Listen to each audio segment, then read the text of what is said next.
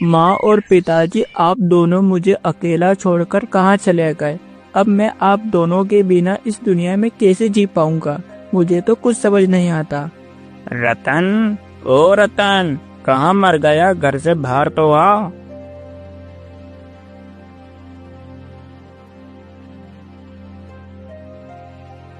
क्या हुआ जमींदार बाबू, क्या बात है? आप मुझे क्यों पुकार रहे हो? क्यों पुकार रहे हो का क्या मतलब है?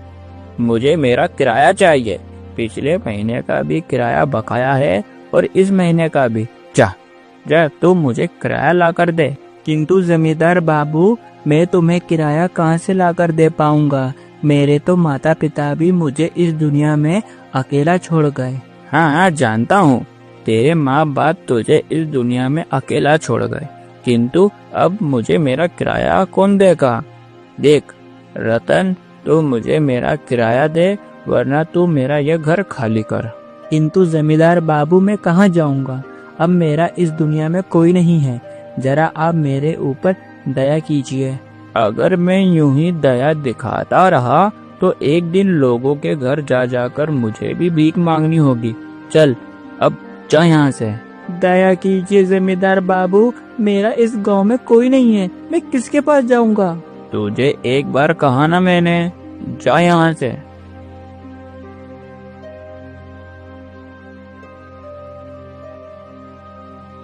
अब मैं किसके पास जाऊं? मुझे तो कुछ समझ नहीं आ रहा, और ऊपर से इतने जोरों की भूख लग रही है।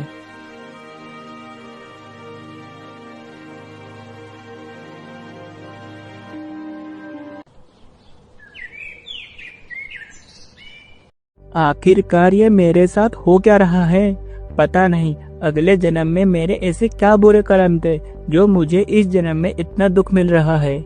मेरे माता पिता मुझे इस दुनिया में अकेला छोड़ गए और अब तो मेरे पास रहने के लिए जगह भी नहीं है। गांव में मैं सब लोगों के पास गया, किंतु मेरी सहायता किसी ने भी नहीं की, और ऊपर से इतने जोरों की भूख लग रही है। पता नहीं आज मुझे खाना मिलेगा या नहीं।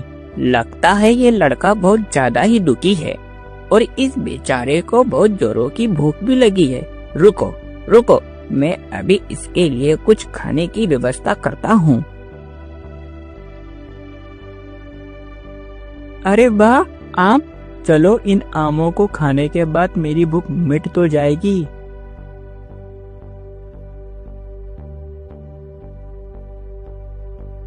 तुम्हारी भूख खत्म हुई या फिर मैं तुम्हें और फल तोड़ कर दूं?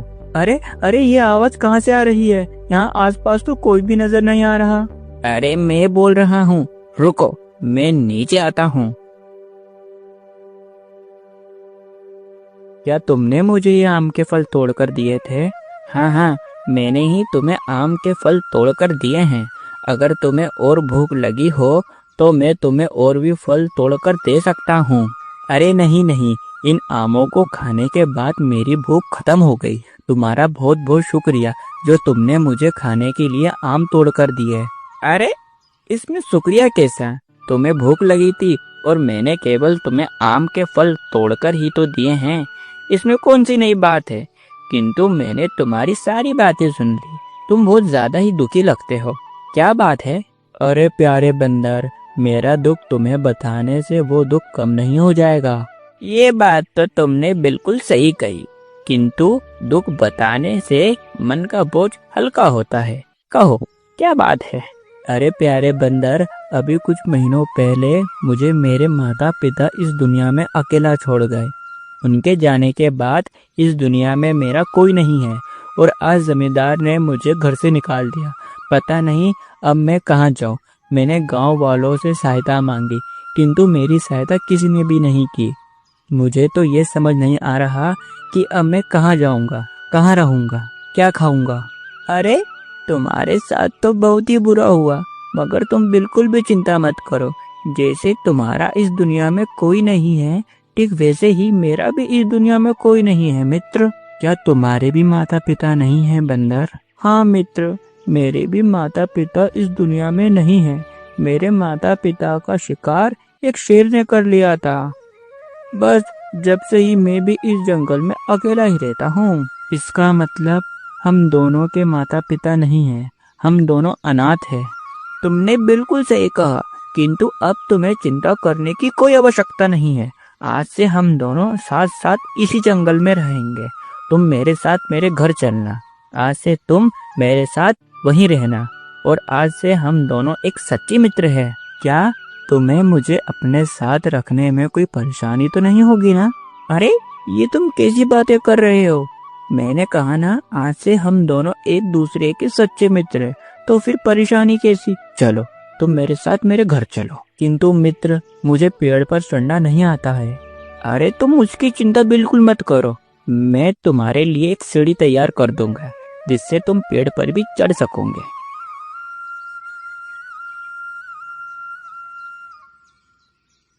मित्र, अब तुम इस सीढ़ी पर चढ़कर ऊपर आ जाओ। मित्र, तुम्हारा घर तो बहुत ही सुंदर है।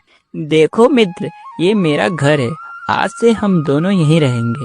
यहाँ पर हमें कोई जंगली जानवर, शेर, भालू का भी खतरा नहीं है।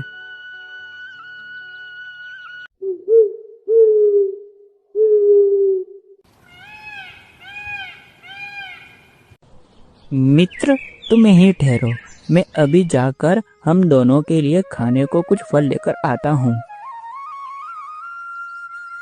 ओ, आखिरकार मुझे आज शिकार मिल ही गया।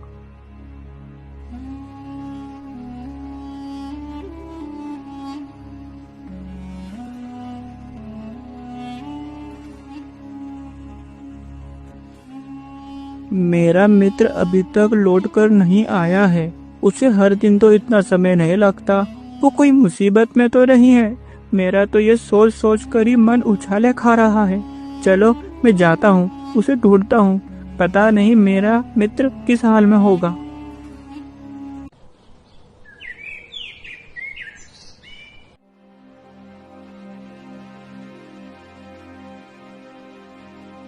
मित्र, ओ मेरे प्यारे मित्र, मित्र तुम मुझे छोड़कर कहाँ चले गए? मित्र, ओ मित्र। अरे क्या हुआ बालक, तुम ये मित्र कहकर किसे पुकार रहे हो? इतने घने जंगल में तुम्हारा मित्र खो गया है क्या? अरे अब मैं तुम्हें क्या बताऊं। मेरा मित्र एक बंदर है और हम दोनों ही इस जंगल में एक पेड़ पर रहते हैं। तुमने मेरे मित्र को कहीं देखा है क्या? अरे बालक, अभी अभी मैंने एक शिकारी को एक बंदर का शिकार करते हुए यहाँ से जाते देखा। शायद वही तुम्हारा मित्र हो सकता है। क्या तुम मुझे उस शिकारी तक पहुँचा सकते हो? हाँ क्यों नहीं, बिल्कुल, चलो मेरे साथ तुम। अरे हाँ, यही मेरा मित्र है। कृपया करके तुम मेरे मित्र को छोड़ दो। अरे ओ शिकारी, तुम इस बंदर को छोड़ दो। और तुम्हें बिल्कुल भी दया नहीं आती है क्या, जो तुम बेचारे इन बेजुबान जीवों का शिकार करते हो? अरे तो होता कौन है मुझे रोकने वाला? मैं आपके आगे हाथ जोड़कर विनती करता हूँ, ये मेरा मित्र है, मैं इसके बिना जिंदा नहीं रह सकता हूँ। आप कृपया करके इसे छोड़ दो। मैं आपके आगे हाथ जोड़ता हूँ। तुम्हें जो चाहिए वो मैं तुम्हें दूंगा, किंतु तुम इस बेचारे बंदर को छोड़ दो। ठीक है, जब तुम दोनों इतना ही कहते हो तो मैं इस बंदर को छोड़ देता हूँ, किंतु मुझे बदले में कुछ पैसे चाहिए। ठीक है, ये लो पैसे, तुम रखो, किंतु तुम इस बंदर को छोड़ दो। अरे ये क्या हो रहा है? मित्र तुम ठीक तो हो ना?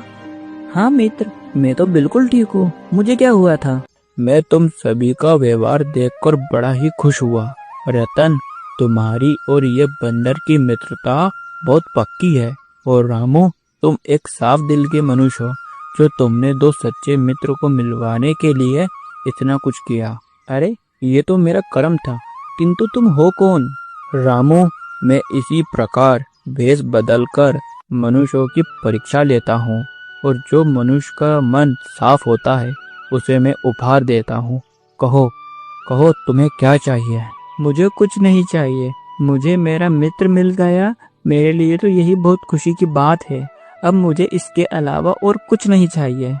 और मैं उपहार लेकर आखिरकार करूँगा क्या? मेरा इस दुनिया में कोई भी नहीं है। मेरी पत्नी थी, जो कि मुझे बरसों पहले ही इस दुनिया में अकेला छोड़ गई। उसके जाने के बाद मैं गांव में अकेला ही रहता हूँ। मुझे कुछ नहीं चाहिए। ठीक है, किंतु मैं तुम्हें कुछ देना चाहता हूँ। ये लो, ये तुम तीनों की इंसानियत और ईमानदारी का उपहार है। इसे तुम तीनों आपस में बांट लेना। और अब मैं चलता हूँ। इस आभूषणों से भरे मटके को आप ही रख लीजिए, हमें इसकी कोई आवश्यकता नहीं है। एक बात कहूँ, तुम दोनों का भी इस दुनिया में कोई नहीं है और मेरा भी इस दुनिया में कोई नहीं है। क्यों ना हम तीनों एक साथ मिलकर अपना जीवन खुशी खुशी जिए। क्यों मित्र, हमें क्या करना चाहिए? मित्र, हमें इनकी बात मान लेनी चाहिए और हम तीनों को खुशी खुशी अपना जीवन एक साथ मिलकर जीना चाहिए। ठीक है, आज से हम तीनों एक साथ मिलकर रहेंगे।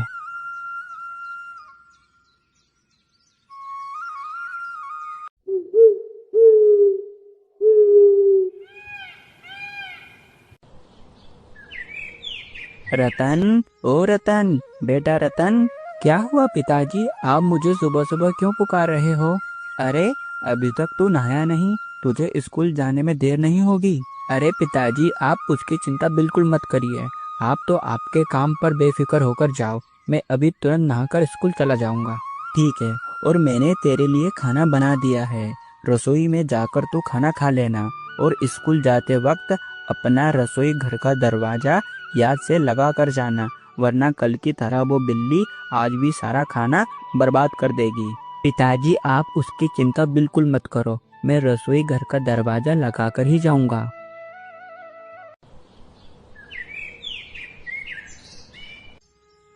चलो, अब मुझे तुरंत विद्यालय की ओर जाना चाहिए। अगर मैं कल की तरह आज भी विद्यालय देर से पहुंचा तो आज जरूर मास्टर जी पिताजी से मेरी शिकायत कर देंगे। आज सुबह से मछलियाँ पकड़ पकड़ कर थक सा गया हूँ और आज मैंने समय रहते ढेर सारी मछलियाँ पकड़ ली है और अब मैं थोड़ी देर उस वृक्ष के नीचे बैठकर आराम कर लेता हूँ।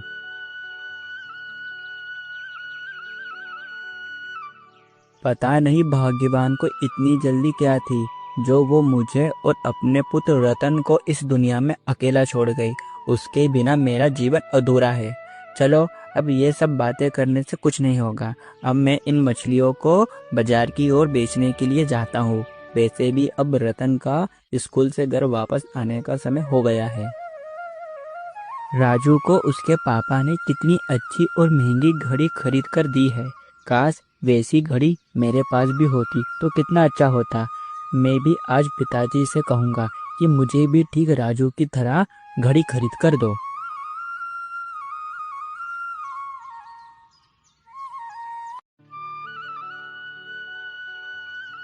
अरे क्या हुआ बेटा, मैं तुझे कब से देख रहा हूँ। तू क्या सोच रहा है, क्या बात है? पिताजी, मुझे आपसे एक बात कहनी है। हाँ हाँ बोल बेटा, क्या बात है? पिताजी, मेरे मित्र राजू को उसके पापा ने एक बहुत बढ़िया घड़ी खरीद कर दी है और ठीक वैसी घड़ी मुझे भी चाहिए। तो क्या आप मुझे वो घड़ी दिला सकते हो? बेटा, मगर अभी हमारे पास पैसे नहीं है और तू तो अच्छी तरह से जानता ही है, जमींदार का कर्ज हम पर दिन ब दिन बढ़ता ही जा रहा है। अरे पिताजी, आप हर बार मुझे यही कहते हो कि अभी हमारे पास पैसे नहीं है। तुम्हारे पास मुझे कुछ दिलाने के लिए हमेशा पैसे होते ही नहीं हैं। अरे रतन बेटा, ऐसी बात नहीं है। चल ठीक है, तू इतना ही कहता है तो मैं तुझे वो घड़ी ला कर दूंगा। वैसे वो घड़ी कितने की है? पिताजी, वो घड़ी केवल 1000 रुपए की है। क्या 1000? तू जानता भी है 1000 में कितने शून्य होते हैं? पिताजी, मैं जानता हूँ, 1000 में केवल 3 शून्य होते हैं। बेटा, तू जानता है ये बहुत अच्छी बात है, मगर 1000 कमाने में मुझे कई हफ्ते बीत जाते हैं, जब जाकर मैं 1000 कमा पाता हूँ। और तू चाहता है कि मैं तुझे 1000 की घड़ी दिलाऊं। रतन, तू जरा अपनी हैसियत देखकर कुछ चीज मांगे कर। मैं तुझे इतनी महंगी घड़ी नहीं दिला पाऊंगा। नहीं पिताजी, मुझे कुछ नहीं पता, मुझे तो केवल वही घड़ी चाहिए और अगर आपने मुझे वो घड़ी नहीं दिलाई तो मैं कल से स्कूल नहीं जाऊंगा। रतन, तू दिन ब दिन बहुत जिद्दी होता जा रहा है। मेरे पास अभी तुझे घड़ी दिलाने के लिए पैसे नहीं है और तू अगर स्कूल नहीं गया तो मुझसे बुरा कोई नहीं होगा। तेरी माँ का सपना था कि मेरा बेटा पढ़ लिख कर डॉक्टर इंजीनियर बने और तू है जो हर चीज की जिद करता रहता है। वो घड़ी तो मैं लेकर ही रहूंगा।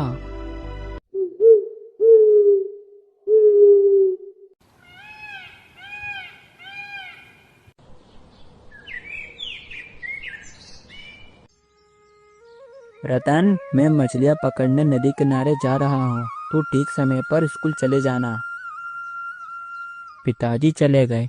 अब मैं तुरंत ही अपना गुल्लक फोड़ देता हूँ और उस गुल्लक में से जितने भी पैसे निकलेंगे उस पैसों से मैं वो घड़ी खरीदूंगा। अरे, इसमें तो बहुत ही कम पैसे निकले, इन पैसों से कुछ नहीं होगा। अरे रतन, अभी तक तू स्कूल नहीं गया और तूने ये अपना गुल्लक क्यों फोड़ा? नहीं पिताजी, मैंने गुल्लक नहीं फोड़ा। यहाँ पर वो बिल्ली आई थी जिसने ये गुल्लक अलमारी के ऊपर से गिरा दिया, जिससे ये गुल्लक फूट गया। रतन, तुम मुझसे झूठ मत कहा कर। मैं जानता हूँ तेरे ऊपर से वो घड़ी लेने का बुखार अभी तक उतरा नहीं है। ये पैसों को संभाल कर रख।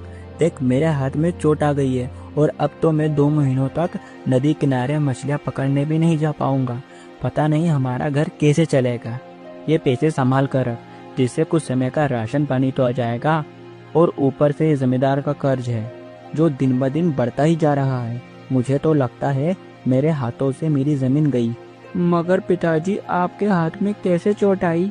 रतन, में जैसे ही अपनी नाव पर चढ़ रहा था वैसे ही मेरा पैर फिसल गया और मैं किनारे पर गिर गया।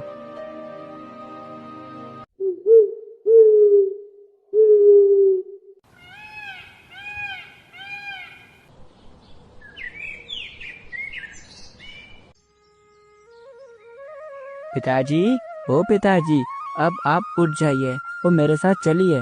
क्या हुआ रतन? और तेरी नींद आज इतनी सुबह सुबह कैसे खुल गई? और तू मुझे कहाँ ले जाना चाहता है? पिताजी, आप मेरे साथ किनारे पर चलिए, मैं वहाँ पर मछलियाँ पकड़ूंगा। अरे रतन, तू भला मछलियाँ कैसे पकड़ सकता है? तू अभी बहुत छोटा है। अरे पिताजी, आप उसकी चिंता बिल्कुल मत करो, मैं मछलियाँ पकड़ लूँगा। आप मुझे बताना मछलियाँ कैसे पकड़ते हैं, मैं ठीक वैसे मछलियाँ पकड़ लूँगा।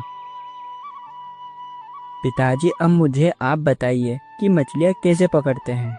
रतन बेटा, ये जाल जो पड़ा है उसे उठा और उसे नदी में फेंक।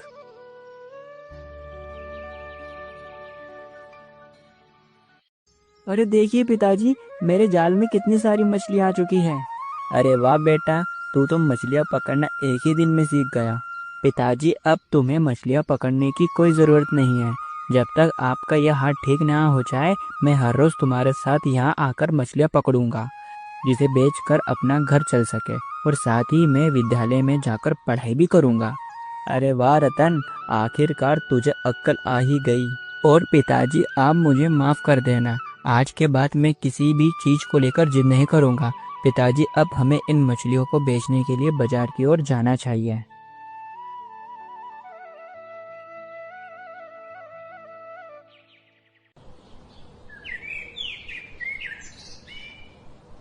आज सुबह से यूं ही खाली बैठा हूँ, अभी तक मेरा एक पौधा भी नहीं बिका। अरे बेटा, तुम्हें पौधा खरीदना है क्या? अरे बूढ़े बाबा, भला हम इस पौधे को खरीदकर क्या करेंगे? हमें इस पौधे की कोई आवश्यकता नहीं है।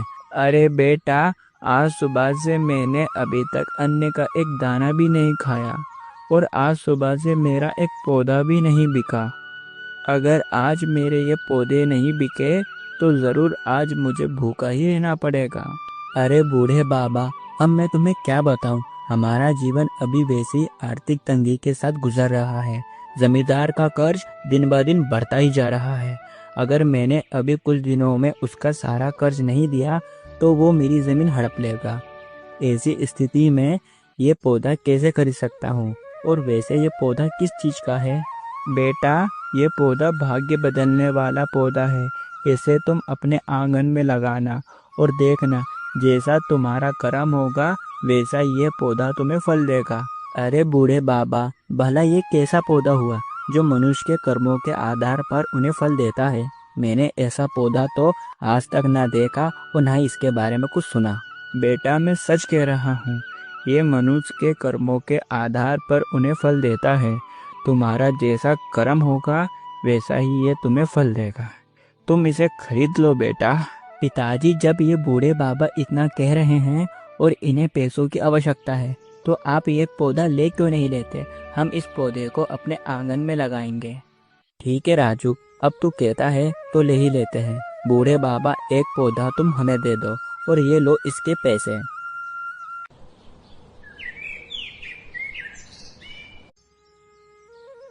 अरे बेटा, तू कब तक यूं इस पौधे के आगे खड़ा रहेगा? ये कोई मनुष्य के कर्मों के आधार पर उन्हें फल देने वाला पौधा नहीं है।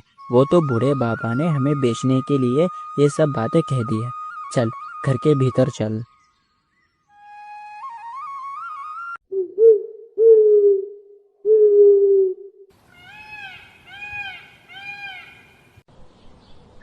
अरे बाप रे बाप, ये पौधा कितना बड़ा और सोने का हो गया है। पिताजी, ओ पिताजी। अरे क्या हुआ रतन? अरे ये पौधा तो सोने का हो गया। देखिए पिताजी, ये पौधा कितना बड़ा और सोने का हो गया है। इसका मतलब वो बूढ़े बाबा ने बिल्कुल सही कहा था।